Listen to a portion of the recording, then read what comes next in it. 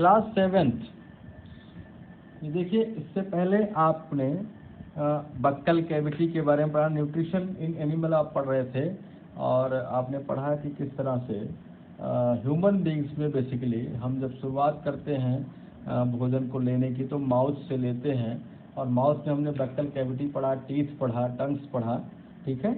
और इस बार जो आपको वीडियो मिल रहा है उसमें आप पूरा डाइजेस्टिव सिस्टम पढ़ेंगे, किस तरह से हमारा डाइजेस्टिव सिस्टम होता है, कौन कौन से इसके आर्गन होते हैं और कौन कौन से आर्गन्स के क्या क्या फंक्शन है, वो सारी चीज़ें आप पढ़ेंगे। एक फिगर के माध्यम से पहले हम एक शॉर्ट आपको डिस्क्रिप्शन दे रहे हैं ताकि आप बेहतर तरीके से इसको जान सकें, और इसके नेमिंग को भी आप लेबल्ड डायग्राम है तो इसके नेमिंग को भी आप पहचान सकें। आप जो ये पोर्शन देख रहे हैं ये आपका नॉस्ट्रिल का पोर्शन है, नाक वाला पोर्शन है। अगर आप देखें तो ऐसे इसको ध्यान से अगर देखें तो आपका ये ऐसे नाक बनेगा और यहाँ से आपका इस तरह से ऐसे मुंह बनेगा, ठीक। तो ये आपका नॉस्ट्रिल है, ये आपका नॉस्ट्रिल है, और ये आपका माउथ पोर्शन है, ये देख रहे हैं ना, माउथ है, ठीक। तो अब आपने क्या किया, खाना अपने माउथ से आपने खाया, और यहाँ पर आने के बाद यहाँ माउथ का एंड पॉइंट जो है, यहाँ पे एक वाल्व होता है, आप कहते हैं ग्लॉटिस होता है, इसको कहते हैं ग्लॉटिस। तो ग्लॉटिस से सटा हुआ यहीं पे क्या होता है, एक लंबी सी फूड पाइप होती है जिसको हम कहते हैं ओएसोफेगस। क्या कहते हैं, ओएसोफेगस। ये ओएसोफेगस है। अब ओएसोफेगस क्या है, एक पाइप है जिसके थ्रू भोजन क्या होता है, स्टमक तक आता है, ठीक है। ये एक तरफ यहाँ माउथ से जुड़ी हुई है और दूसरी तरफ कहाँ जुड़ी हुई है, स्टमक। ये जो आपका थैला टाइप का दिखाई पड़ रहा है, ये पूरा इलाका, ये पूरा यहाँ से लेकर के यहाँ तक आप देख रहे हैं, तो ये जो दिखाई पड़ रहा है ये सब क्या है, ये स्टमक है। क्या है, स्टमक है। अच्छा, स्टमक है, और आगे जो आप ये पोर्शन देख रहे हैं स्टमक से निकला हुआ, ये आपका स्मॉल इंटेस्टाइन का पोर्शन, इसे हम ड्यूडिनम कहते हैं। स्मॉल इंटेस्टाइन का एक भाग है ड्यूडिनम, ठीक। और उसके बाद ये पूरा आपका स्मॉल इंटेस्टाइन है, और उसके ऊपर ये आपका लार्ज इंटेस्टाइन का पोर्शन है, ठीक है। और लार्ज इंटेस्टाइन में ये लास्ट पोर्शन जो आपका एनस कहलाता है, और यहाँ एक अपेंडिक्स निकला हुआ होता है। आगे आप पढ़ेंगे इसके बारे में, ठीक है। अब आइए कुछ ग्लैंड्स के बारे में पढ़ते हैं। जो ये वाला पोर्शन आप देख रहे हैं, ये लीवर है, जो पूरे शरीर का सबसे बड़ा ग्लैंड होता है। तो इस ग्लैंड, यहाँ आपका गॉल ब्लैडर है। ये ग्लैंड क्या करता है, लीवर, ये बाइल जूस बनाता है, बाइल जूस बना के यहाँ स्टोर करता है, और बाद में इसी ड्यूडिनम में क्या होता है, इसको जूस को डालता है, ताकि जो हम फैट खाते हैं यानी तेल घी खाते हैं उनको पचाने में ये बहुत हेल्प करता है। ये जो आप पत्ते जैसी संरचना देख रहे हैं इसको हम कहते हैं पैंक्रियाज, और पैंक्रियाज से भी तमाम जूस निकलते हैं जो ड्यूडिनम में आकर के मिलते हैं, और ये खाने को पचाने का काम करते हैं। ऐसे स्टमक से भी तमाम जूस निकलते हैं, ठीक है। और इस तरह से ये आप आगे आप देखेंगे किस तरह से पूरा ये स्ट्रक्चर और आप किस तरह से फंक्शन होता है, ठीक है। अब हम एक एक चीज़ यहाँ पर देखेंगे। फर्स्ट आप देखेंगे ओएसोफेगस। आपने देखा था ओएसोफेगस के बारे में कि ओएसोफेगस क्या था, एक फूड पाइप थी जो कहाँ खुलती है, ये फूड पाइप आपकी एक ट्यूब जैसी संरचना है, और ये खुलती है आपका स्टमक में आकर के। ये थैला जो है स्टमक कहलाता है, स्टमक में खुलती है, ठीक है। तो कह रहा है कि when food is chewed and partially digested in the mouth cavity, then the push into the pharynx. From pharynx, food passes to along with the tubular of esophagus that runs along the neck and chest. Muscles in the wall of the esophagus work in the coordinate manner by the contraction and relaxation of push body wall and liquid down in the stomach. The movement of the wall muscles of the esophagus is positive. अब देखो इसमें क्या होता है, एक तो ये यहाँ से यहाँ क्या होता है, यहाँ फेरिंग्स होता है सर। यहाँ पे क्या, एक फेरिंग्स से यहाँ पे एक वाल होता है, लेयरिंग्स एंड फेरिंग्स या गट एंड ग्लॉटिस देने कहते हैं इसको। तो यहाँ पर एक वाल होता है फेरिंग्स, फेरिंग्स होता है जहाँ से आपकी आवाज़ निकलती है, और ये स्टमक का पोर्शन है, यानी ये स्टमक है, ये स्टमक से जुड़ा होता है। अब ये एक रबड़ जैसा संरचना होता है, इसमें क्या होता है, इसमें एक मूवमेंट पाया जाता है इस तरह का। जब भोजन आता है तो इस तरह के मूवमेंट में आता है, और इसको हम कहते हैं, इस मूवमेंट को क्या कहते हैं, मूवमेंट जो होता है, इस मूवमेंट को हम कहते हैं परसिस्टेलिसिस।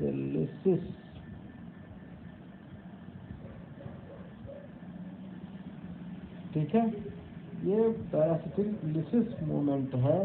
ठीक है, जो इस तरह का मूवमेंट ऐसे है, तो ऐसे ऐसे ऐसे ऐसे मूवमेंट करेगा। अब भोजन आया, भोजन को लिया अंदर, फिर इसको ऐसे दबाया, फिर ये ऐसे ऐसे दबते दबते, ऐसे दबते दबते क्या होता है, ऐसे पेल्विक मूवमेंट होते होते या स्टमक को चलाता है। इसका फायदा क्या होता है कि वापस कोई भी प्रेशर इसको वापस नहीं ले जा पाता।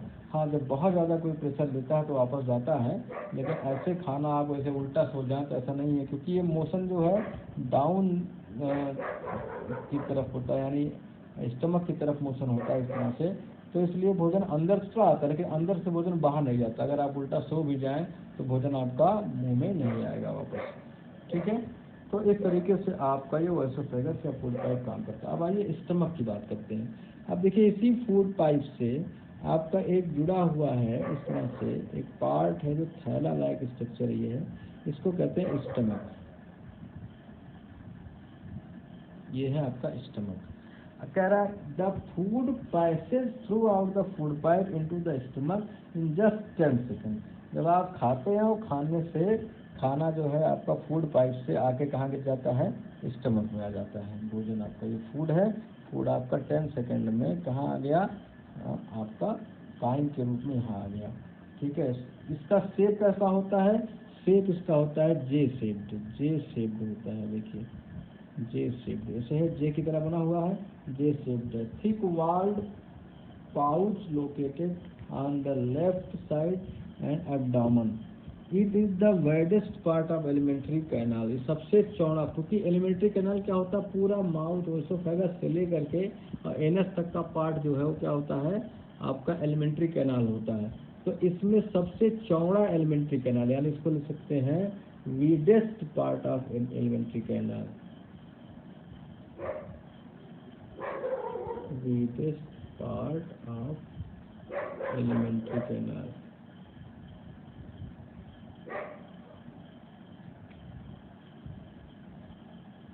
एलिमेंट्री कैनाल ठीक है। अब कह रहा है and is about 30 centimetre long, और इसकी जो लंबाई है वो कितनी है, 30 सेंटीमीटर। कभी कोई पूछ लेता है तो इसकी लंबाई कितनी है, 30 सेंटीमीटर। ठीक है, 30 सेंटीमीटर लॉन्ग होता है।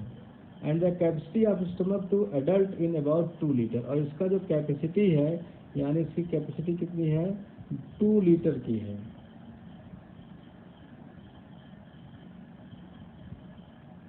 2 लीटर, यानी 2 लीटर जो है वो आप इसमें पानी या खाना इसमें आप भर सकते हैं। 2 लीटर कैपेसिटी कितनी है, 2 लीटर है। ठीक है, the inner lining of the stomach secret digestive enzyme and hydrochloric acid. अब इसका जो इनर वाला पार्ट है, जैसे देखिए ये थोड़ा मोटा होता है, ये इसका पेट का जो पार्ट होता है ना, ये मोटा होता है। ठीक, और इनकी दीवारों से क्या होता है, यहाँ पे ऐसे जो है HCl निकलता है। HCl मतलब हाइड्रोक्लोरिक एसिड। क्या होता है, हाइड्रोक्लोरिक एसिड, हाइड्रोक्लोरिक एसिड एक बहुत खतरनाक एसिड होता है। कभी कभी आप अपना टॉयलेट साफ करने के लिए इसको लाते होंगे, और इसको तेजाब भी कहते हैं।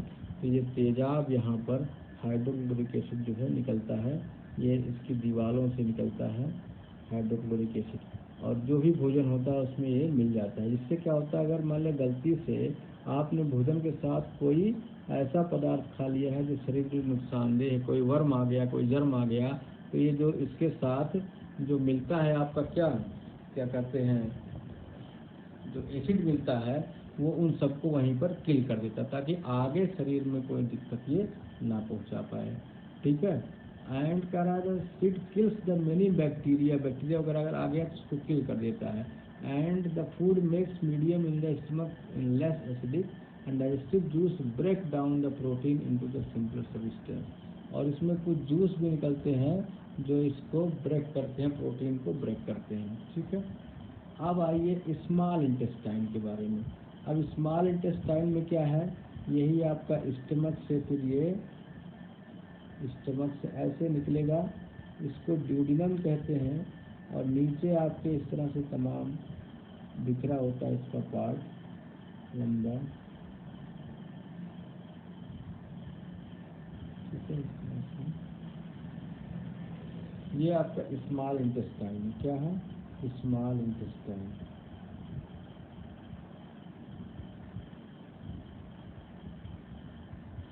ये स्मॉल इंटेस्टाइन है आपका। ठीक है। Small intestine.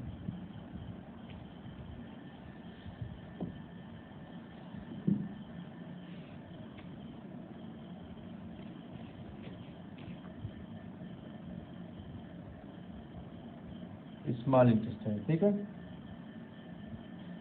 अब इसमें देखिए ये स्टमक है, ये आपका स्टमक है और यहाँ से आपका ये देखिए आया हुआ है स्मॉल इंटेस्टाइन पूरा।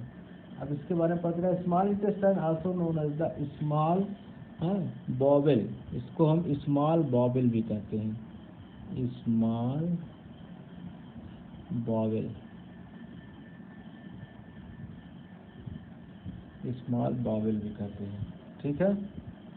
कह रहा in the large portion of the digestive track is the most 6 metre long. ये कितना मीटर लंबा होता है, ये अबाउट 6 मीटर लंबा होता है।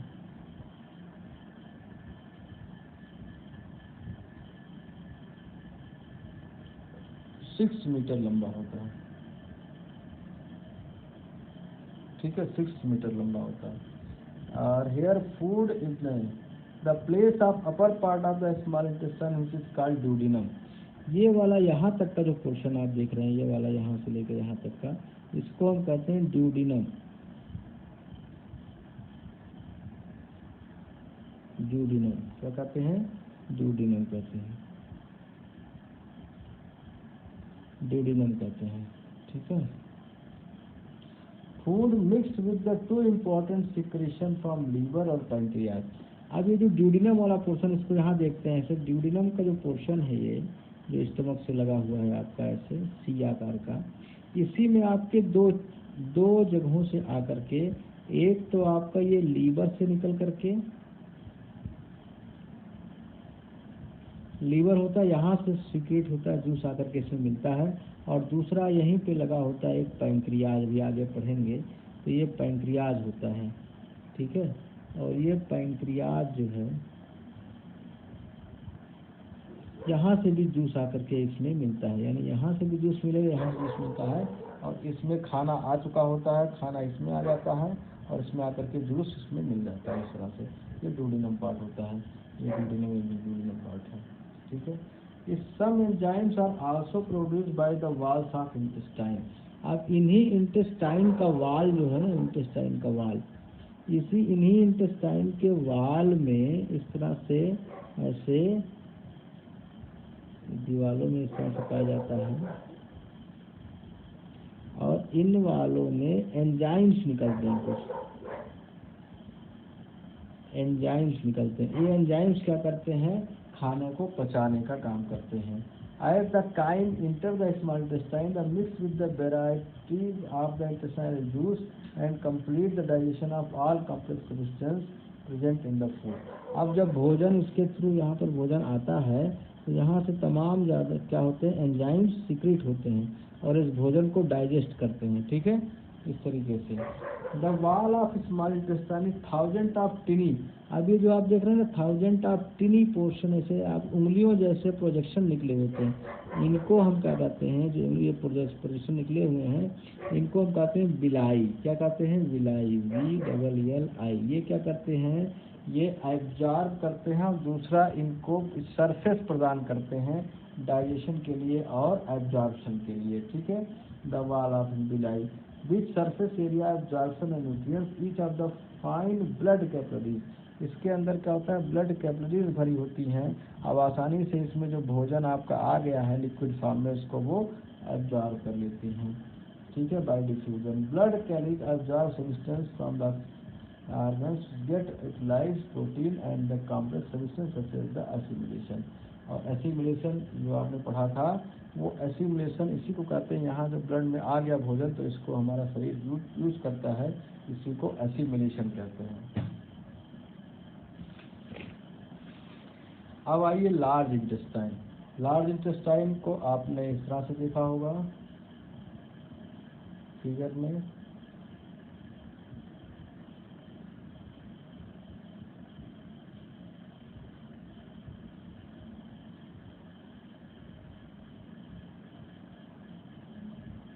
ये लार्ज इंटेस्टाइन है, ठीक है।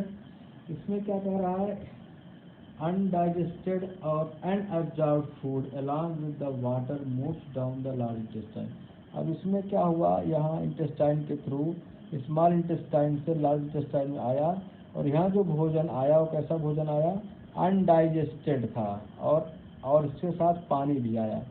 अनडाइजेस्टेड जो डाइजेस्ट नहीं हो पाया वो आया फूड, और साथ में वाटर आया। यानी इसके अंदर क्या क्या आया, अनडाइजेस्टेड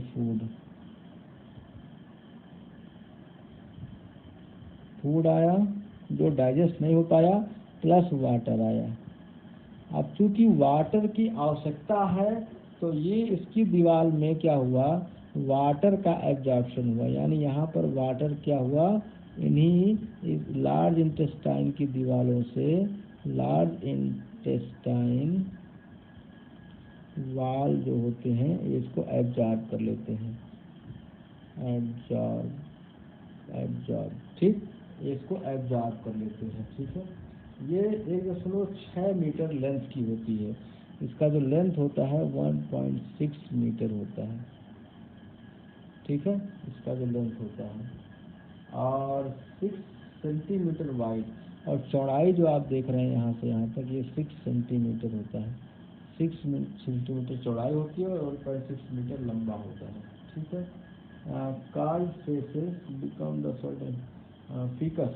अब यहाँ जो है जब अब वाटर एब्जॉर्ब हो जाता है तो ये आपका एक पोर्शन होता है, यहाँ पे आकर के सारा अनडाइजेस्टेड फूड जो है इकट्ठा हो जाता है, और यहाँ एनस के थ्रू हम सुबह जो है या जब जो है मल त्याग करते हैं तो यानी इसको हम फीकस कहते हैं, फीकस मैटर, यानी जो अनडाइजेस्टेड फूड था इस फीकस को हम क्या करते हैं यहाँ से आउट कर देते हैं, शरीर से बाहर कर देते हैं।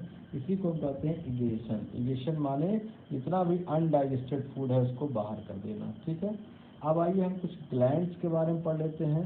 इसमें आपका एक सैलिवरी ग्लैंड है, is located in the our mouth and secretes saliva which contain enzymes to break down the insoluble starch of the food into the blood sugar। आपका जो मुंह होता है ना, तो मुंह में यहाँ ऊपर की तरफ एक ग्लैंड होता है, इसको हम कहते हैं सैलिवरी ग्लैंड, सैलिवरी ग्लैंड। ठीक है, अब ये ग्लैंड जो होता है इसी ग्लैंड से एक निकलता है सलाइवा, इसको हम लार कहते हैं। क्या कहते हैं, लार कहते हैं। इसी सलाइवा में कुछ एंजाइम्स पाए जाते हैं, जिसको में एक होता है टाइलिन और दूसरा एमाइलेज। टाइलिन और एमाइलेज दो एंजाइम पाया जाता है, और ये क्या करते हैं, ये कॉम्प्लेक्स स्टार्च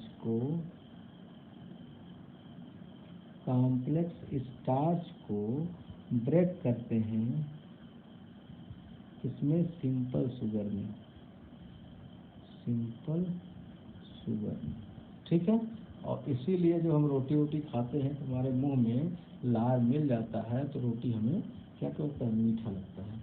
अब आइए हम पढ़ते हैं लीवर के बारे में। अब लीवर देखिए, आपने लीवर बहुत बार सुना होगा, लीवर, और लीवर में इस तरह से लीवर होता है, और लीवर के पास ही आपका एक ब्लैडर होता है, जिसको हम गाल ब्लैडर कहते हैं।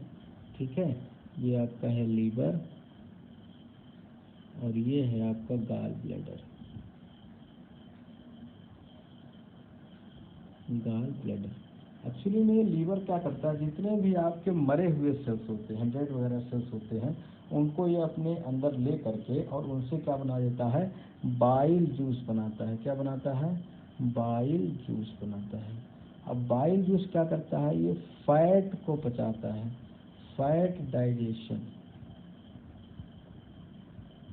फैट को डाइजेस्ट करता है। ठीक है, तो ये क्या करता है, गाल ब्लैडर में लाके स्टोर कर लेता है फैट, और यहीं से एक ट्यूब निकलती है जो जा करके ड्यूडिनम में खुलती है। ठीक है, तो आपका ये स्टमक था और स्टमक से इस तरह से एक ड्यूडिनम ऐसे गया था ना, स्मॉल इंटेस्टाइन का पोर्शन।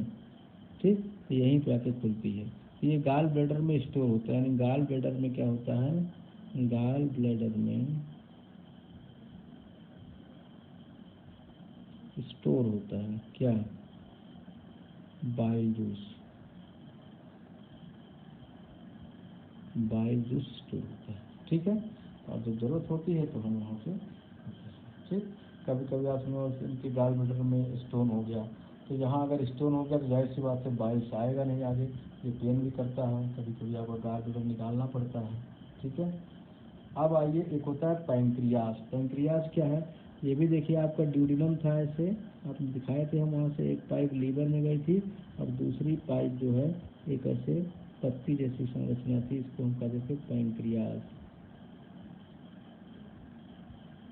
पैंक्रियास। ठीक है, इससे भी बहुत सारे का leaf like glands present in the below of stomach secret pancreatic juice.